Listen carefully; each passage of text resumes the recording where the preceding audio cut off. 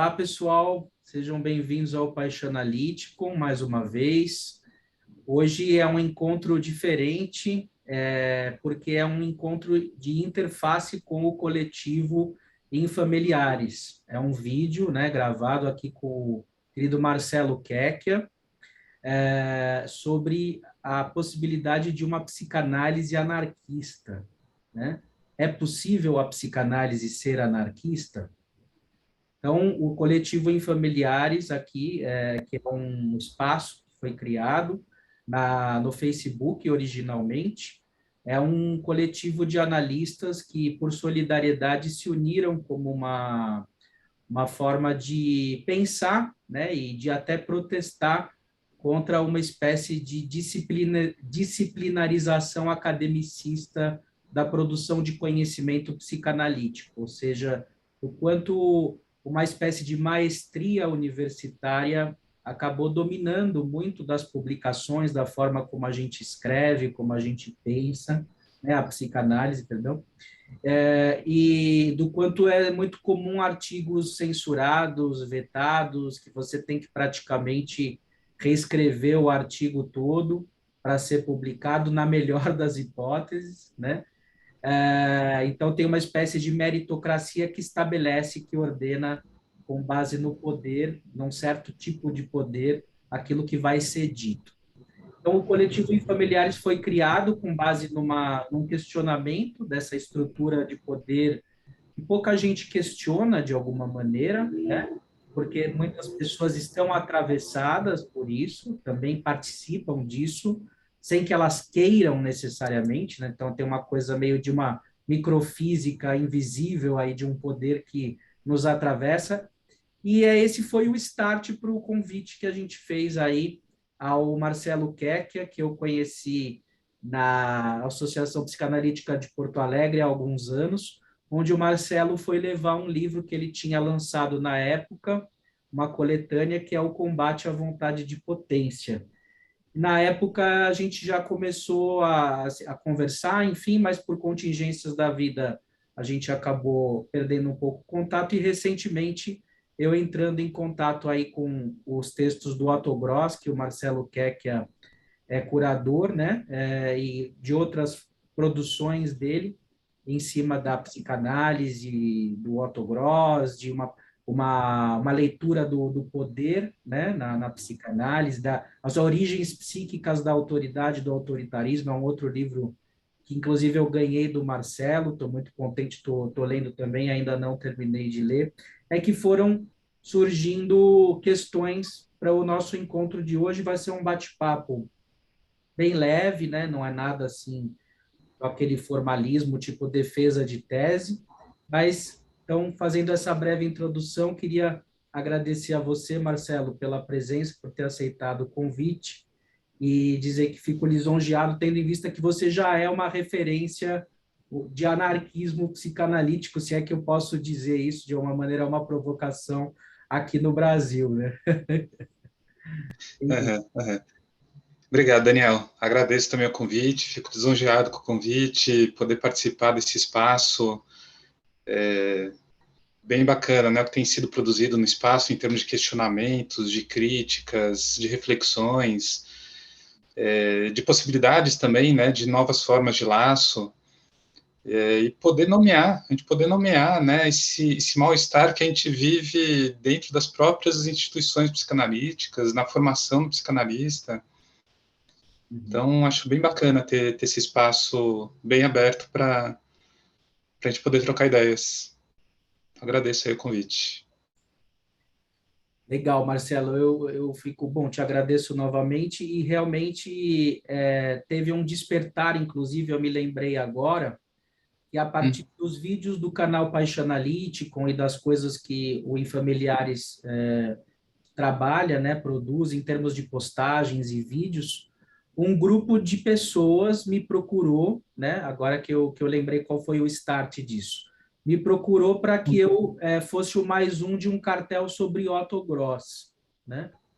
E aí eu falei, mas por que vocês me atribuíram, né, esse lugar, né? Por que estudar Otto Gross comigo, sendo que eu nunca li nada do Otto Gross, né? Eles falaram, não, porque pelas coisas que você diz, né, da liberdade, da transferência nômade, do questionamento do status quo, a gente achou que você tem muito a ver com Otto Gross. E aí eu me senti, né, super bem representado, fui ler, aí que eu resgatei essa relação com o Marcelo Quequia, né? E aí eu fui lendo os livros dele, né, que ele foi o curador ou que ele mesmo escreveu, e aí, né, foi o disparate para esse encontro. Então, eu realmente lido com essa questão do poder desde pequeno. Meu avô era analista da Sociedade Brasileira de Psicanálise de São Paulo. Meu avô era didata da sociedade e ele me interpretava nas mesas de domingo. Ele fazia interpretações kleinianas do meu comportamento. Minha mãe dizia que eu era esquizoide quando eu tinha algum comportamento que ela não gostava. Ela também fez uma formação lá na sociedade. Então, desde pequeno, eu fui escutando coisas de psicanálise selvagem de pessoas que eram muito próximas a mim ali, que eu não tinha nem como contestar, eu era uma criança, né? E eu já gravei vídeos, inclusive, sobre as minhas experiências de análise. Eu já fui muito prejudicado pela psicanálise, mas, ao mesmo tempo, já fui muito ajudado. E a forma como eu fui prejudicado era justamente por conta de burocracia, de rigidez, de leitura, a meu ver, engessada dos autores, dogmática.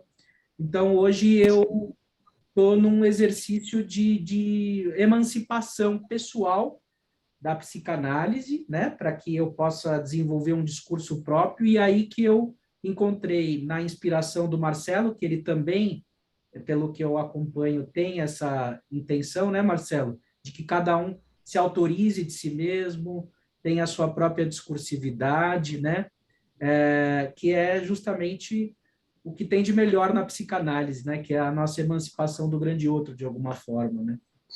Exatamente, exatamente. Mas é um desafio, né, Daniel, como a gente proporcionar mais isso na formação do psicanalista, sendo que a própria formação está muito atravessada, como você falou agora há pouco, por uma estrutura de poder que permeia toda a sociedade há milênios. Uhum. Então, fazer essa espécie de desalienação dessa estrutura de poder acaba exigindo mesmo algumas reflexões fora da caixa aí, né? Fora do comum na formação psicanalítica. Daí a importância da gente pensar mesmo de que modo o anarquismo pode contribuir Exato. para a psicanálise e para a formação do psicanalista, né? Uhum. Exatamente, que eu, enfim, nunca fui muito fã daquela história de ditadura do proletariado, né? Por quê? Porque é uma ditadura, né? E a gente sabe que, às vezes, o bem, ele serve como uma fachada, né? Para subsidiar o mal, digamos assim, né? Ah, mas essa ditadura do proletariado seria necessária para se chegar finalmente ao comunismo, né? Enfim.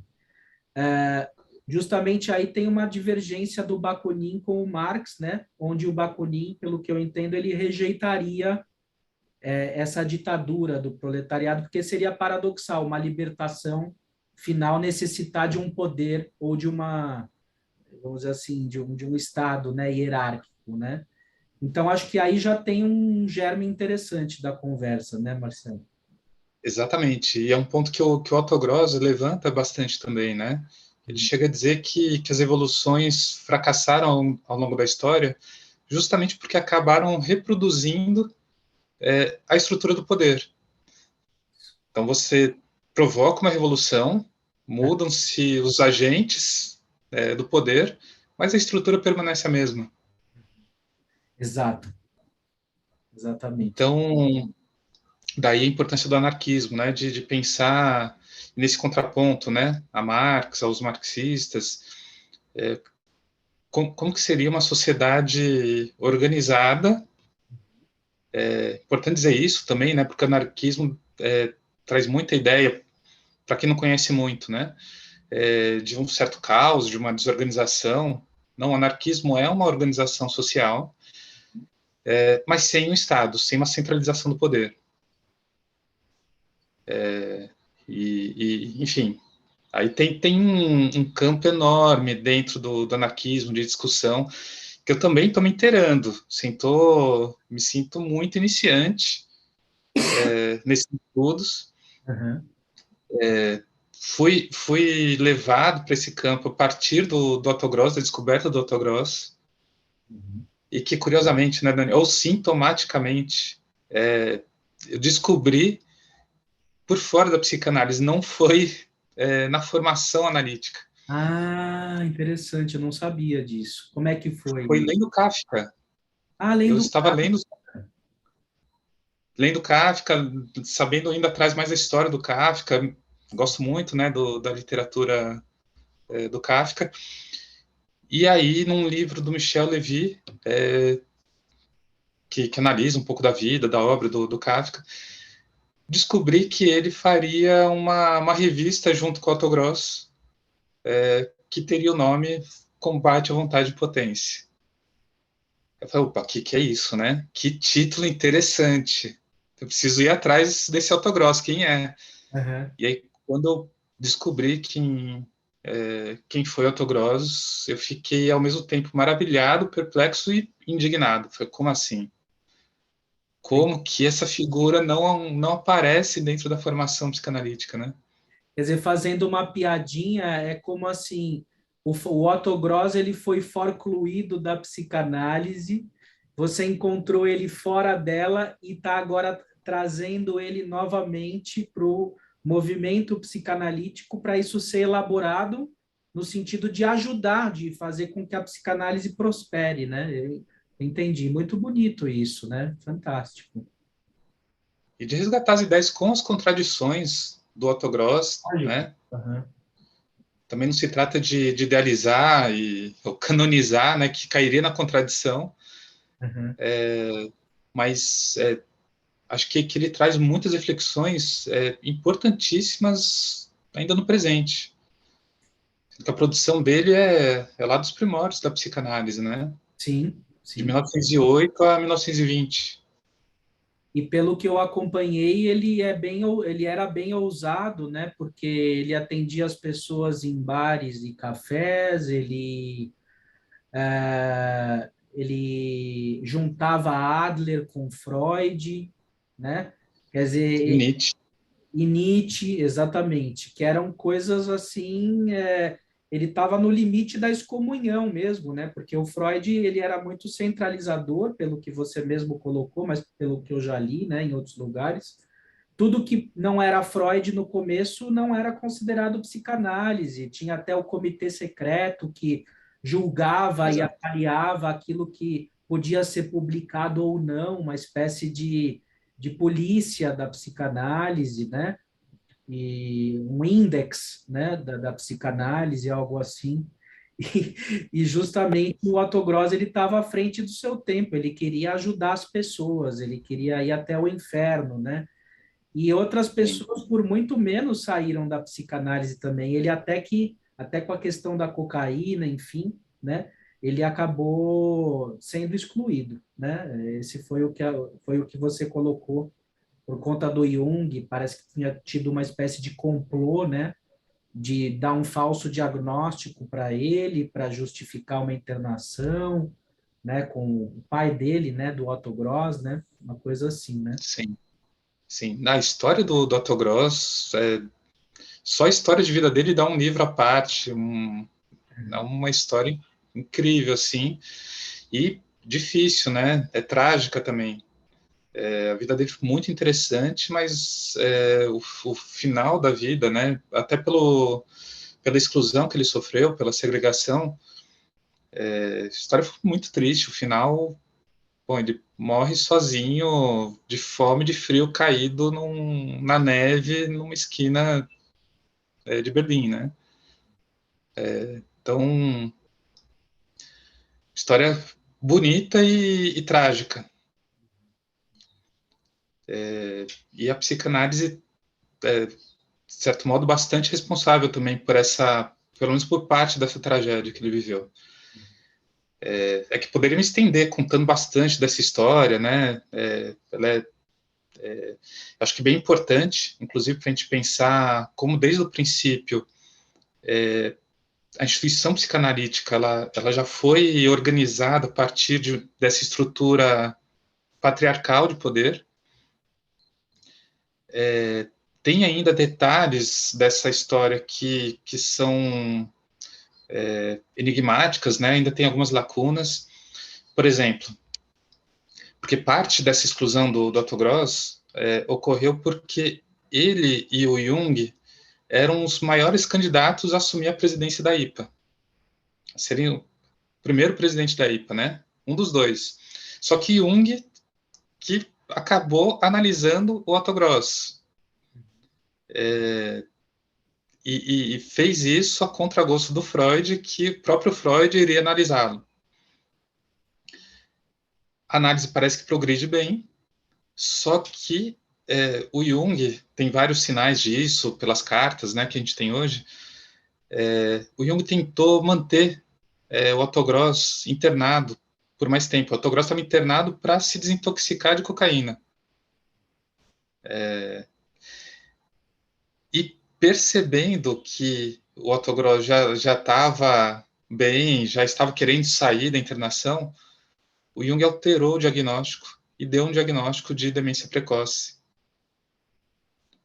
E que era um instrumento muito importante para o pai do Otto Gross ter controle sobre a vida do filho.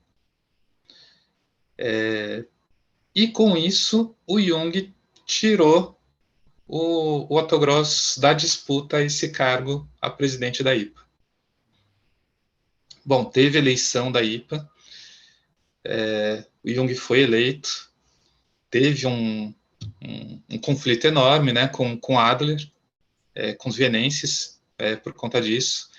Mas aí que entra um detalhe ainda mal contado, eu fui atrás de mais informações, não encontrei, mas que o Ferenczi haveria proposto na fundação da IPA uma instância de psicanalistas que avaliariam os textos publicados e censurariam aqueles que não estariam conforme as regras ou a teoria freudiana.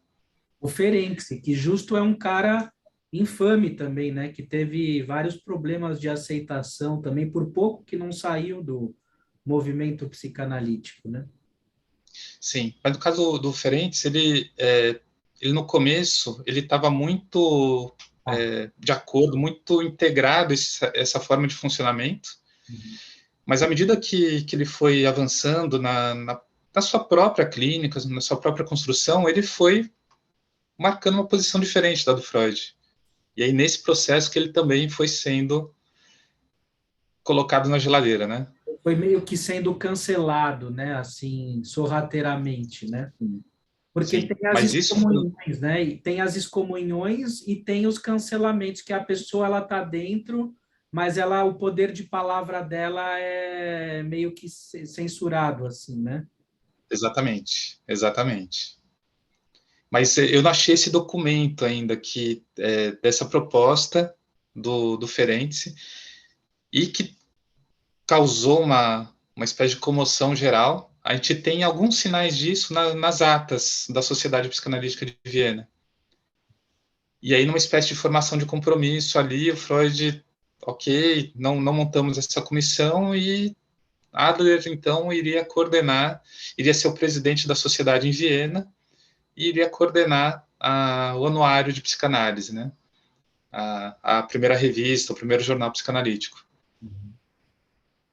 Mas, enfim, só para destacar como, desde os primórdios, do princípio da formação da primeira instituição psicanalítica, essa estrutura de patriarcal do poder estava dada.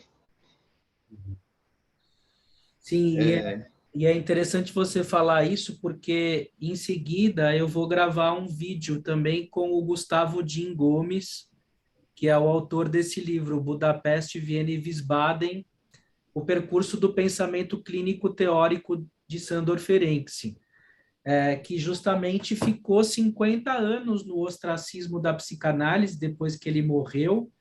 O Freud também tinha uma relação ambivalente com ele, porque ele também tinha sido paciente do Freud, né? E era um cara que a vida toda não saiu do movimento psicanalítico porque ele precisava estar em comunhão emocional com o Freud. O Gustavo usa esse termo, achei muito engraçado. Ele queria estar em comunhão emocional, né? Então era muito importante ser aprovado pelo Freud, né? E a gente sabe que o Reich, o Adler e outras figuras que saíram da psicanálise, com exceção do Jung, não prosperaram muito em termos de escola, né? Acho que o Jung foi o único que meio que conseguiu sobreviver ao longo das décadas do século XX, né? Talvez o Reich um pouco mais também, né? O Adler um pouco também, mas não no Brasil. Ah, não no Brasil. Tá. Uhum. O Adler também é outro caso curioso, assim, tem textos interessantes, não tem uma publicação em português que eu tenha encontrado, pelo menos. Sim. Mas na própria Áustria, ele está na base da... Bom, ele fundou o que seria a psicologia individual, que deu origem... Puxa, eu vou precisar ver isso, Daniel, depois posso colocar. Mas ele está na base de uma outra corrente que aí ficou mais dentro da psicologia, ficou meio de fora da psicanálise, embora tenha conceitos psicanalíticos ainda, mas tem um desdobramento maior, mas que é pouco conhecido aqui no Brasil. Não Eu sabe? mesmo conheço muito pouco. Eu também. Ficou. Pode ser que ele tenha tido alguma penetração em países europeus, enfim, mas acredito que tenha sido durante um certo período, né? Eu acho que hoje, eu não sei o quanto hoje haveriam adlerianos, já ao passo que junguianos existem e Verdade. reichianos, de alguma maneira, ainda existem Sim, também, né? De certa forma, né? Isso que eu quis dizer. sim, sim, sim. Agora, voltando um pouco à questão do anarquismo, né? Porque o anarquismo seria um regime, mas ao mesmo tempo um antirregime político, né? Ele está, de alguma maneira, numa condição paradoxal. E o que eu pude acompanhar, assim, num estudo breve que eu fiz, né? Assim, é que existem várias correntes mesmo no anarquismo, a ponto, por exemplo, do Gandhi ser considerado um anarcopacifista. Ele estaria dentro de um tipo de anarquismo, só que um anarquismo não violento. E até onde eu acompanhei, o Bakunin ele ainda pregava uma revolução violenta, o que aí então me afasta dele, porque eu também sou contra qualquer forma de violência. E o Piotr Kropotkin, que eu estou lendo também, eu comprei aquele livro dele, Palavras de um Revoltado. Ele era um príncipe, ele era um príncipe russo, ele abdicou da herança dele, né, em prol do anarquismo.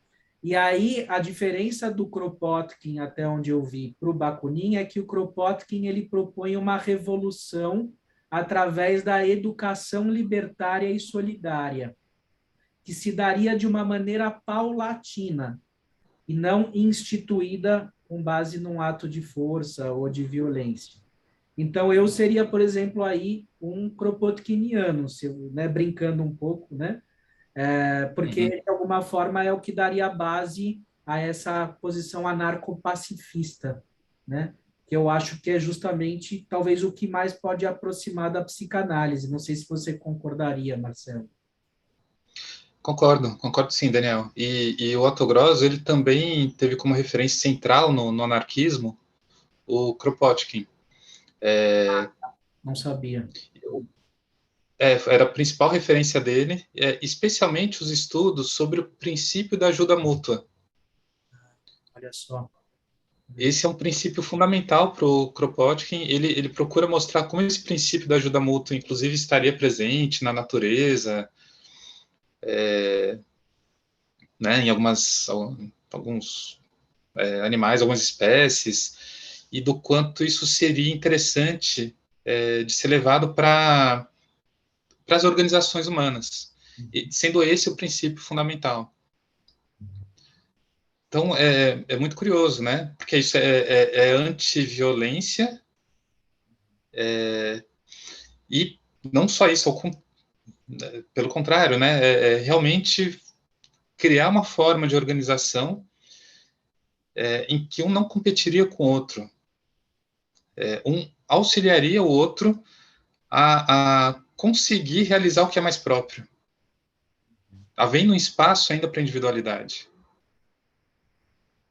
E o Autograu se apoia bastante nisso, também acreditava numa revolução que seria paulatina, porque senão seria, mais uma vez, uma espécie de imposição, de autoritarismo. Então, ele falava, não se trata de convencer as massas, senão vai ser mais uma forma de sugestão. Se trataria por isso que ele falava que a revolução precisaria começar na subjetividade. Dentro, né, da pessoa, né? De dentro. Fazendo cada indivíduo se questionar, encontrar em si mesmo, né, ter a curiosidade de encontrar em si mesmo os efeitos, as consequências de se viver numa lógica patriarcal autoritária. Então, não se trata, nesse sentido, segundo Autogross, só de ensinar teoricamente. É aí que a psicanálise teria um papel fundamental na revolução. Ele até dizia que a psicologia do inconsciente é a filosofia da revolução. Então, que a experiência de análise do próprio inconsciente, inevitavelmente, traria à tona uma análise dessa relação com o poder, dessa relação com o patriarcado. E o sujeito percebendo os efeitos deletérios do patriarcado na sua própria vida, proporcionaria ou causaria o desejo de uma nova forma de laço, não pautada pelo gozo do poder. Achei fantástico, né? Lindíssimo, lindíssimo, né? Uma coisa muito inspiradora, né? Sim. E que eu acho que daria para a gente importar um pouco disso para a formação do psicanalista e para as instituições de psicanálise, porque partindo da ideia de que é algo paulatino, que tem como base a solidariedade e que a gente poderia pensar num eco pulsional, de um movimento de insurgência pulsional viva, né, espontânea em cada um, a gente poderia pensar através de uma micro-revolução, né, onde justamente não precisa mudar o mundo todo, acabar com os governos, não é destruir instituição de psicanálise. O Marcelo até tinha feito uma piadinha, né, Marcelo? IPCI, né? Grupo dos Psicanalistas contra Instituições, né? Uma coisa assim.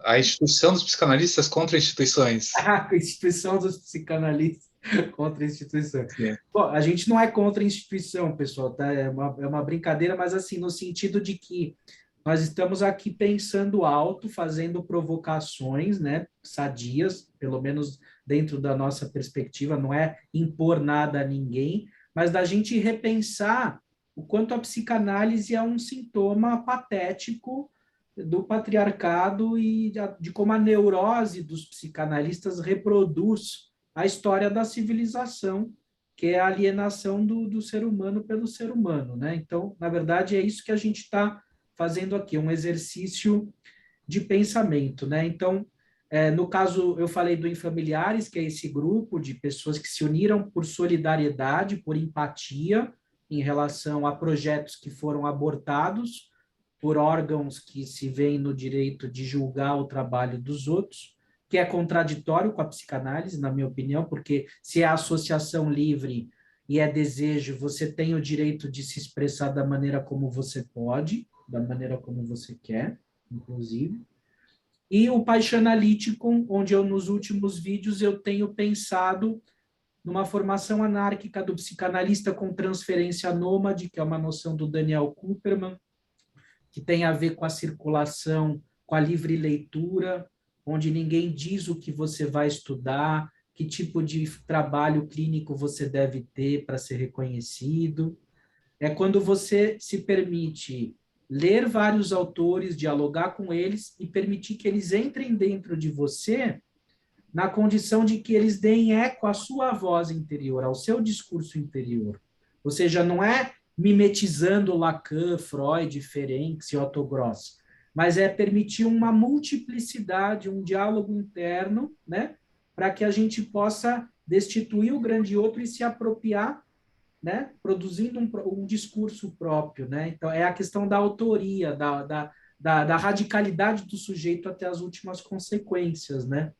Então, eu acho que tem tudo a ver com emancipação, destituição do grande outro, o analista se autorizar de si mesmo, e esse anarquismo no sentido não dogmático, mas como uma solidariedade de autogestão, onde as transferências circulam, né, sem aquele sacrifício, né, sem aquela verificação, aquele juízo sobre o outro, né?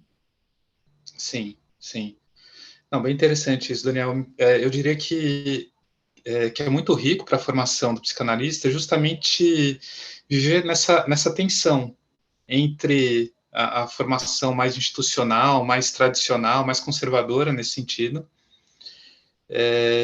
e a formação mais libertária, não dogmática.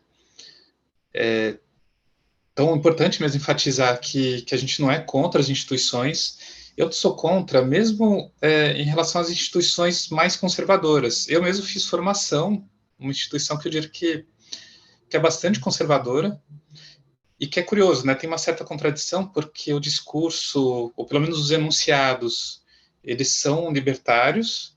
Então, uma instituição lacaniana, bom, Lacan foi muito subversivo dentro da própria psicanálise, É.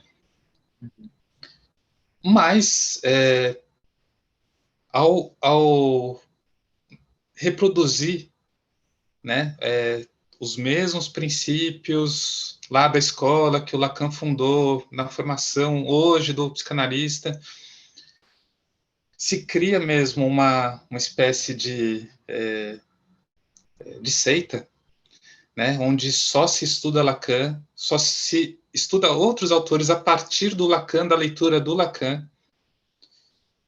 Então, isso, ao mesmo tempo que é o grande problema, tem também alguns benefícios. Eu fiz uma formação assim, posso dizer que fui também um papagaio lacaniano, de ali ficar tentando reproduzir o pensamento, a forma de transmissão do Lacan. E para mim foi interessante, Daniel, porque assim, eu diria que para a gente entender bem, né, o pensamento de um autor, de certo modo a gente precisa se alienar no pensamento dele. Pois é. Mas mas o problema é ficar só na alienação. Tem É que ter a preciso ter um separação. mecanismo para a gente poder se emancipar, para a gente poder se separar. Que era o que ele Então, nesse queria, né? sentido, Que era o que ele queria, sim, né? Se vocês quiserem ser lacanianos, é problema de vocês, né? Se autorizem de si mesmos, agiste em sim, conformidade com o teu desejo, né? Tinha uma sim, série de máximas dele que incentivavam. E, no entanto, as pessoas vão lá e conseguem transformar uma subversão numa ordem, né? Num dogma. É impressionante a capacidade que o ser humano tem de não ser subversivo, né? Também. Né? uhum, uhum. E de restituir esse tipo de relação com o poder. É, pois é. Pois é. Então, então, essas discussões são muito importantes, né? Justamente por isso, para a formação do psicanalista, né? Para Sim. a gente se desalienar disso. Mas é que tá. Eu acho que não há um problema exatamente em existir essas instituições mais conservadoras. Eu acho que o problema maior quando as pessoas ficam presas, permanecem muito nessa forma de transmissão.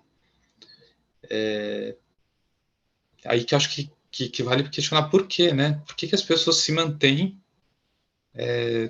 numa formação muito dogmática, que cai mesmo numa espécie de religião, né? E não é um problema só no Brasil, né? É importante ressaltar isso. Não, exato, é universal.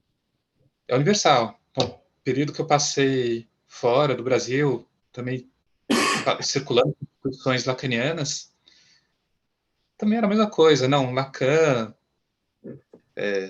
parágrafo 3, versículo 2, disse tal coisa. Não, mas no parágrafo 7, versículo 5, ele disse outra coisa. É, é. É como se estivesse lendo a Bíblia, né? E justamente eu estava até vendo um vídeo do Geraldino lá de Campinas esses dias com o Christian, né? Eles estavam conversando e aí o Geraldino falou, olha, lá no seminário 23, o sintoma, né? Que ele falava do sintoma do James Joyce, ele fez mais de 100 nós e ele ainda foi perguntar para o matemático, e o matemático falou que estava sempre tudo errado ali. Então, assim, se ele fez mais de 100 nós, é porque ele tava fazendo uma brincadeira, era um exercício de tentar formalizar alguma coisa para ele e para um coletivo de pessoas, mas, de repente, aí o cara morre e as pessoas tomam isso como sendo já um saber fantástico e fechado que vai transformar o ser humano. E não é, podemos passar muito bem sem topologia também, pessoal. Dá para viver sem isso, né? Assim, então, pelo menos na minha opinião, eu respeito quem acha que é uma coisa crucial, assim, né? Tudo mais. Tem um grande amigo meu, Luiz Carlos Petri, que é quem edita os vídeos, inclusive quem me ajuda aí no canal Paixão Analítico. Ele é topólogo, é um lacaniano e topólogo, especialista, dá curso de topologia. Mas assim, eu respeito a posição, né? Mas, né? Agora a pessoa fica sacralizando aquilo, né? O problema não é a topologia, é quando a gente sacraliza Exato, qualquer coisa. É a sacralização, na minha opinião, né? exato, exato. E nisso, né, que Lacan estava refletindo abertamente, estava ali e se colocando na posição mais analisante mesmo, né? Associando e onde que a gente pode chegar com isso. Era um exercício de Mas pensamento, né, que ele fazia, um né? exercício. Uhum. Mas a tendência de hoje em dia é pegar cada afirmação dele, olha, aqui ele quis dizer tal coisa, porque se a gente junta o que ele falou lá no seminário 20, não, como se tivesse ali realmente algo já instituído, né? Sim, é como se fosse a palavra de Deus, assim, né? Porque se você perguntar para um rabino, ele vai dizer que cada letra da Torá ela tem uma estrutura matemática, ela precisa ser replicada sem nenhum erro. Por quê? Porque se você reescrever a Torá com um erro sequer, como a Torá ela traduz a estrutura do cosmos, o cosmos entraria em colapso, porque a Torá teria um erro na sua produção literária, né? Então, assim, claro, eu estou caricaturando um pouco, mas é quase como isso, assim, né? Quer dizer, o cara fala uma coisa num momento, 5 anos depois ele diz uma outra coisa e as pessoas ficam quebrando a cabeça para entender esse paradoxo. Por que que é paradoxal? Porque é um ser humano e ele pode entrar em contradição, porque não é certo aquilo para ele. E ele pode mudar também, né? E a Uhum. clínica do real que se sobrepõe à do simbólico, não, tudo isso é Lacan, é o Lacan do caso da tese de doutorado, é Lacan também, que é o mesmo Lacan dos últimos seminários, mas é diferente. Então, digamos assim, a gente precisa ter um espírito humano, né, de poder entender o percurso dessas pessoas, para a gente ver o que disso nos serve para que a gente tenha a capacidade de se autorizar a dizer algo por nós mesmos. Inclusive, o meu avô, ele faleceu essa semana, domingo, né? Puxa, E Eu fui lá na biblioteca dele no quarto, que era onde tinham os livros de literatura que ele guardava, e eu fui fazer uma sessão de análise com o meu analista dentro do quarto dele, por telefone, olhando para a biblioteca. E aí eu encontrei 3 livros muito importantes. Um eu já conhecia, que era o livro de cabeceira dele, chamado Tendo Mente Própria, que é um livro de um kleiniano chamado Robert Kaper, que é justamente isso. O meu analista, que é lacaniano, ele falou: Daniel, são formas diferentes dos analistas falarem do mesmo fenômeno. Emancipação do grande outro é ter uma mente própria. São formas diferentes, né? Ou seja, eu não preciso brigar com meu avô, matar ele porque ele não fala em destituição do grande outro, ele fala tendo mente própria. É o jeito que ele se expressa. É tão humano quanto o meu jeito de me expressar. E os outros 2 livros que todo mundo fala que a IPA é elitista, e é mesmo, concordo. Tanto é que eu não fiz minha formação lá. Ele até me ofereceu para me pagar uma formação, mas eu não fiz, né? Então aí eu encontrei um outro livro lá na prateleira dele. Nem só de caviar vive o homem. Para quem fala que é elitista, né? Sim. E mais um que eu adoro, humor e psicanálise, justamente para pensar a coisa com leveza, que é o primeiro livro do Milan Kundera, intitulado A Brincadeira, né? Foi o primeiro livro que ele escreveu com 38 anos, o primeiro romance do Milan Kundera. Então é isso, pessoal. Quer dizer, é muito fácil a gente estigmatizar as pessoas com base nas instituições que elas pertencem, na teoria que, digamos, elas se fundamentam, mas a partir do momento em que a gente escuta cada um, quando cada um tem algo a dizer, a gente vai ver que existe uma pessoa ali, ou que existe um sujeito, como vocês preferirem, né? Um sujeito que fala, né? E a minha forma de falar não é a mesma do Marcelo, embora nós tenhamos alinhamentos aqui, né, pelo que está aparecendo, né? Que podem, né, de alguma maneira solidária, a gente pode se enriquecer e transmitir algo dessa conversa para todos, mas que não é uma instituição de uma verdade. É justamente permitir que cada um tenha o direito de trazer à tona algo de si, né? Então, esse é o princípio da solidariedade anárquica, que é uma autogestão com base numa responsabilidade e num gesto de amor, né? De fraternidade, vamos dizer assim. Eu sei que pode se parecer uma coisa meio bobinha, mas, ao mesmo tempo, no fundo, é uma busca humana milenar, né? Que é a gente poder transcender o poder, a violência, né? Através dos séculos, a história da humanidade foram constantes golpes, né? Em relação à tentativa de sempre manter, né, a hierarquia e o status quo, né? Uhum. Tem uma frase do Bakunin que eu acho que também pode ser bem interessante para as nossas reflexões, né? Para pensar a relação com a autoridade. Uhum. Ele diz mais ou menos assim: eu confio na autoridade do sapateiro. Para enfatizar que no anarquismo não se trata de destituir toda e qualquer autoridade. Uhum. É um tipo de autoridade específica. Uhum. Interessante. Aí que eu acho que pode ser rico a gente pensar numa distinção entre o que seria uma autoridade simbólica e uma autoridade despótica.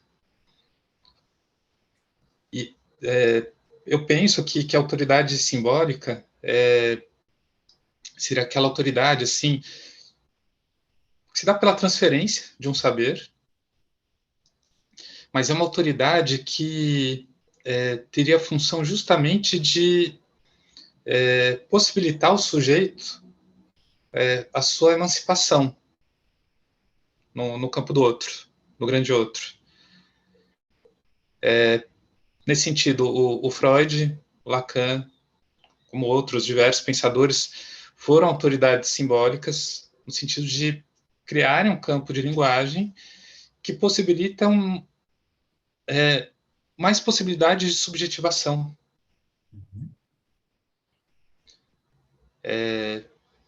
Então, a autoridade simbólica, ela teria essa função de possibilitar uma emancipação por meio dessa ampliação das possibilidades de subjetivação e de expressão,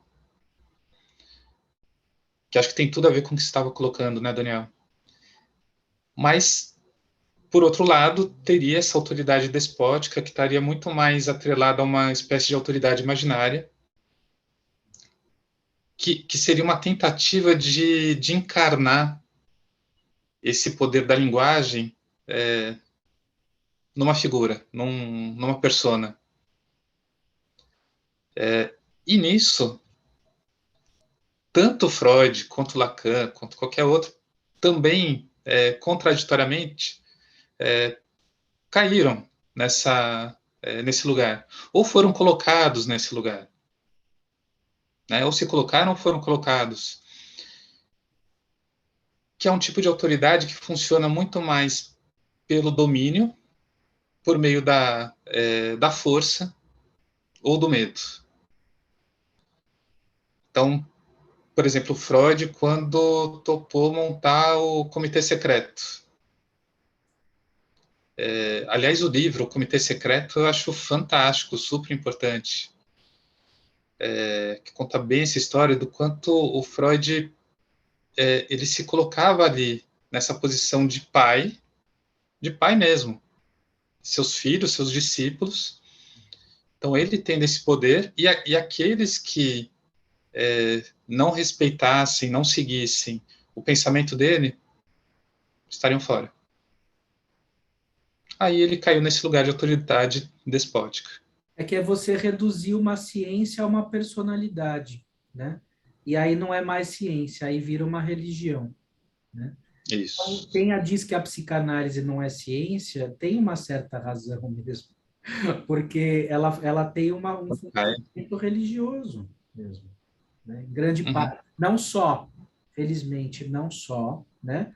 Mas é um sintoma importante. A história do movimento psicanalítico é uma constante destituição e reafirmação de figuras paternas, de autoridades, né?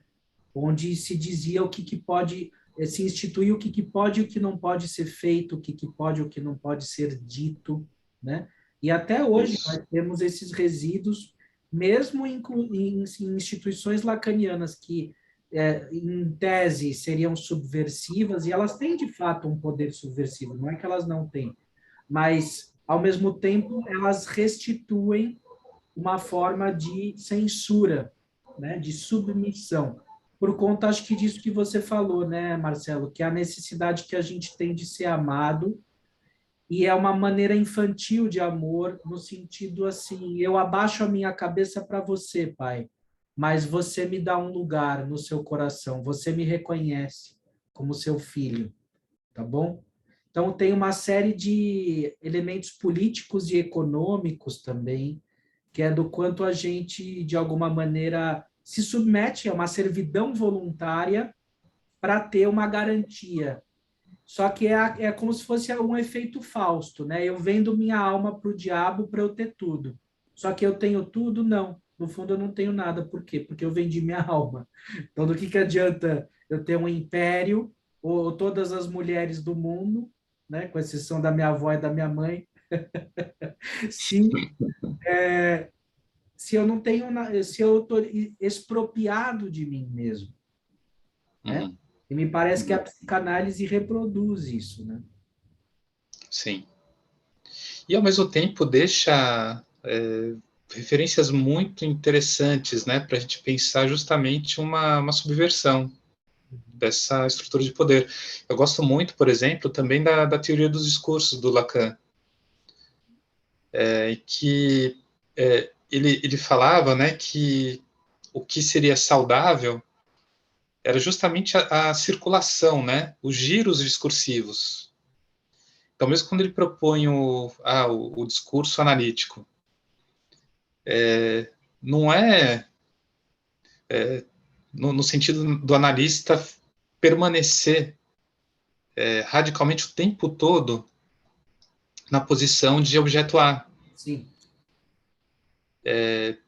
se fica nesse lugar, fica engessado, não há giro.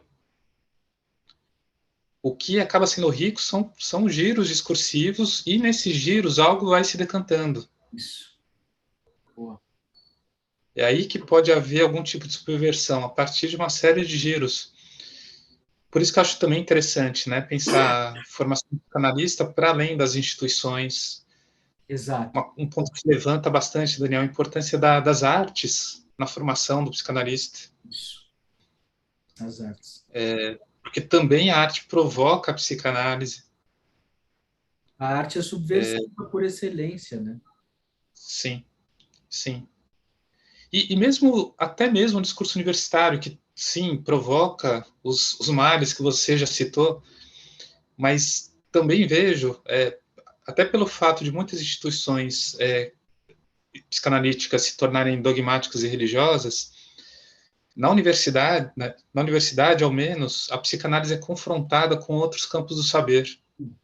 Ela é Sim. questionada por outros campos do saber. Então, ela também é meio que forçada a se autocriticar por meio desses questionamentos. Só que o formato, de fato, tende a ser por meio de um saber burocrático. Exato. Exatamente.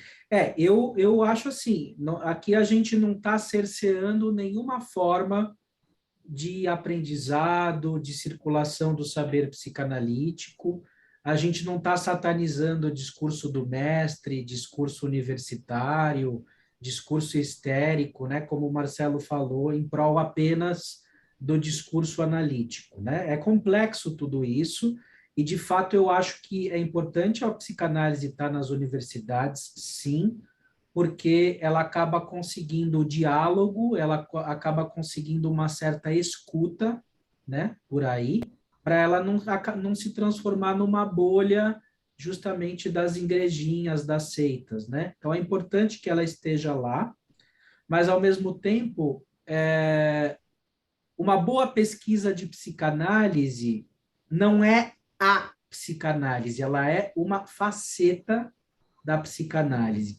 E o que a minha preocupação é que, como as instituições estão muito pulverizadas e cada bolha não se comunica com a outra bolha, porque são bolhas, senão elas acham que vão estourar quando elas entram em contato, então elas precisam manter o efeito de distância, e a gente vive numa sociedade fálica que as pessoas precisam de reconhecimento e por isso elas precisam ter prêmios e títulos, né? Então elas migram para as universidades, que é uma espécie de terreno comum.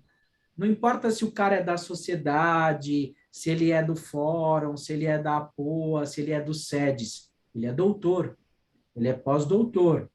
É isso que vai dar a insígnia, esse é o passaporte fálico para o reconhecimento da palavra dele no mundo, né?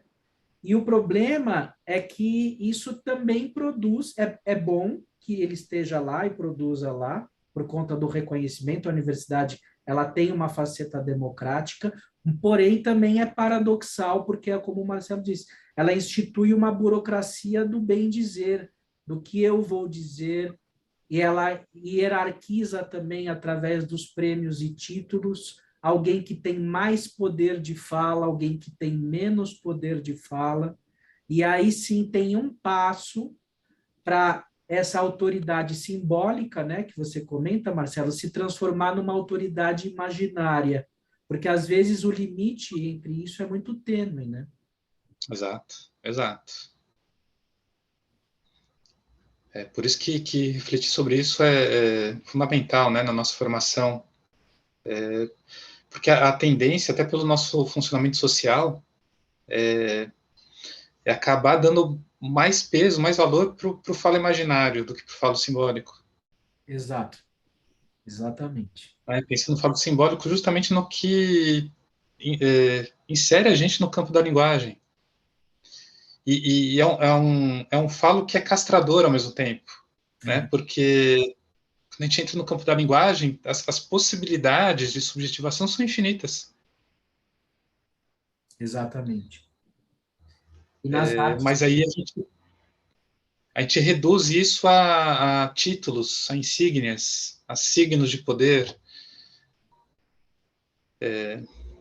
que aí engessa, né? Engessa a formação, engessa as possibilidades de subjetivação. E quando eu me formei em psicologia em 2008, eu já emendei no mestrado com base nessa tentativa, assim, bom, eu preciso ter prêmios e títulos, vou escolher um tema, obesidade, que ninguém fala, quase, tem pouco material, eu também sempre fui meio gordinho, então, de alguma maneira, era uma forma de responder a mim mesmo, né?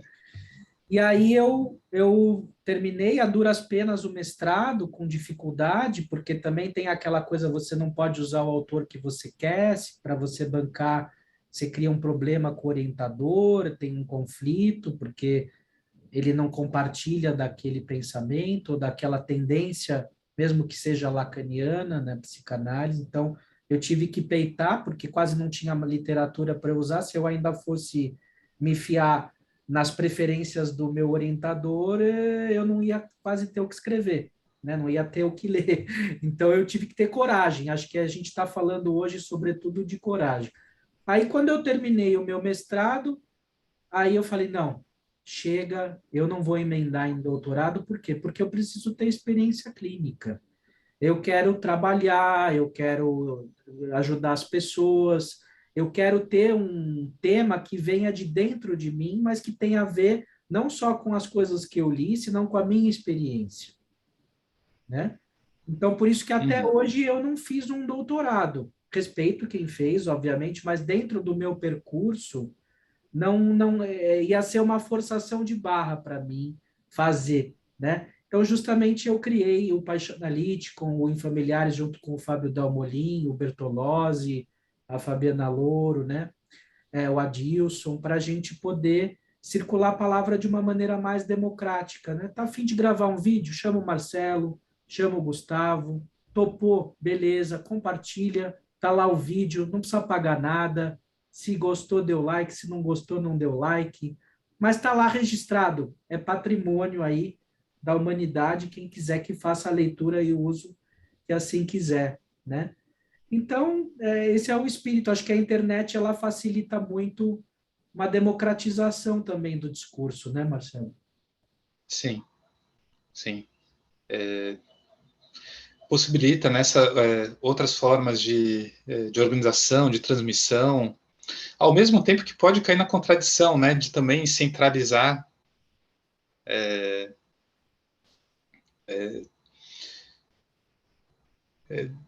se cai muito nessa lógica, né, da busca, não é o título, mas, por exemplo, a busca das visualizações, tornar isso uma espécie de negócio. Isso. Ah, sim, sim, com certeza.